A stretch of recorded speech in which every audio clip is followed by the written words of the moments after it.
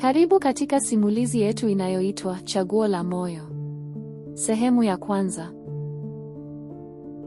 Usiku ulikuwa umetanda kwenye mitaa ya Kinondoni, taa za barabarani zikitoa mwangaza hafifu juu ya lami yenye vumbi la mchana. Kwenye nyumba ya vyumba viwili vilivyopauka rangi, aliishi kijana mmoja aitwaye Baraka.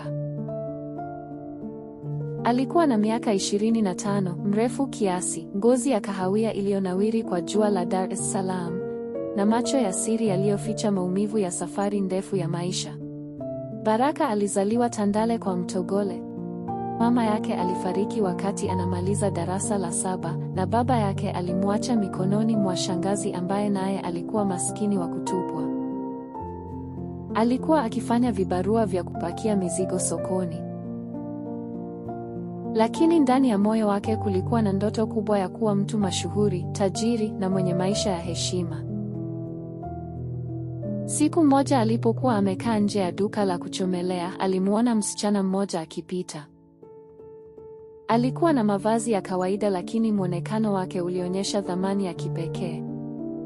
Alikuwa na nywele ndefu zilizofungwa kwa kilemba cheupe, macho yenye mvuto wa upole, na tabasamu ambalo lingeweza kuyeyusha hasira ya mtu mwenye ghadhabu kali. Baraka aliinuka na kumfuata taratibu, moyo wake ukidunda kama ngoma. "Samahani dada, jina langu naitwa Baraka." "Samahani kwa usumbufu, lakini ningependa kukufahamu," alisema kwa sauti ya heshima. Msichana alitabasamu kidogo kabla ya kujibu, "Mimi naitwa Aisha." "Nashukuru kwa heshima yako." Hapo ndipo ilipoanzia safari ya mapenzi ya wawili hawa. Aisha alikuwa mwanafunzi wa mwaka wa 3 chuo kikuu cha Dar es Salaam, akisomea sheria. Alikuwa na ndoto za kuwa mwanasheria wa haki kwa watu wa kawaida, hasa wanawake waliotelekezwa. Baraka naye aliamua kuacha vibarua na kuanza kuuza mitumba kwenye soko la Ilala kwa mkopo mdogo alioupata kwa bosi wake wa zamani. Biashara ilianza taratibu, lakini baada ya miezi 3 akaanza kuona mafanikio. Alikuwa ameweka malengo ya kila siku: kuandika matumizi na mapato, na kuwekeza kila faida ndogo aliyopata. Alikuwa hana muda wa kupiga soga ovyo wala kujihusisha na mambo yasiyo na faida. Wakati huo huo, mapenzi yake na Aisha yalizidi kuota mizizi. Walikuwa wakikutana mara 2 kwa wiki, wakazungumza kuhusu ndoto zao, changamoto zao, na namna ya kusaidiana katika maisha. Aisha alimfundisha kusoma na kuandika vizuri, na Baraka alimfundisha kuhusu maisha ya mtaani na biashara. Walikamilishana kama ufunguo na kufuli.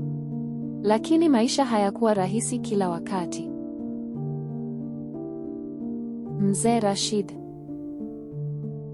alikuwa mtu mkali mwenye msimamo wa kutaka mwanawe aolewe na mtu tajiri aliyemchagulia.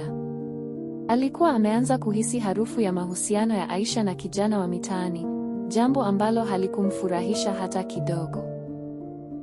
Wakati huo Baraka alikuwa amepata dili ya kupata mzigo wa mitumba kutoka Zanzibar kwa bei nafuu sana, lakini ilibidi atoe hela yote aliyokuwa ameweka kama akiba. Aliwaza sana kabla ya kuchukua hatua. Kwa moyo wa ujasiri alitoa kila shilingi aliyonayo na kujiamini kuwa huu ndio mwanzo wa maisha mapya. Lakini alikosea hesabu moja kubwa. Mzigo ulipofika Dar es Salaam, kulikuwa na shida kwenye ushuru wa bandari. Asingeweza kuupeleka sokoni bila kulipa ada ya ziada ya Laki5. Baraka alikata tamaa. Alikaa chini pembezoni mwa bandari, machozi yakimtoka polepole kama maji yanayodondoka kwenye dari la bati wakati wa mvua. Hapo ndipo alipompigia Aisha simu. "Samahani mpenzi, najua unanipenda, lakini maisha yangu yamejaa mikosi. Siwezi kukuingiza kwenye maisha ya mateso. Heri uendelee na masomo yako na maisha yako bila mimi." Aisha alikaa kimya kwa sekunde kadhaa, kisha akasema, "Baraka, siwezi kukutupa kwa sababu ya changamoto. Nje ya pesa kuna moyo, kuna heshima, kuna upendo. Hivyo vitu si rahisi kuvipata. Tutapambana pamoja." Lakini wakati huo huo, baba yake Aisha alikuwa ameandaa mpango mwingine mzito ambao ungeweza kuivunja mioyo ya wawili hawa kabisa. Usikose sehemu ya pili. Subscribe kwenye chaneli yetu, like kama umependezwa, na share na wenzako wapate burudani ya maisha kutoka kwa simulizi ya Chaguo la Moyo.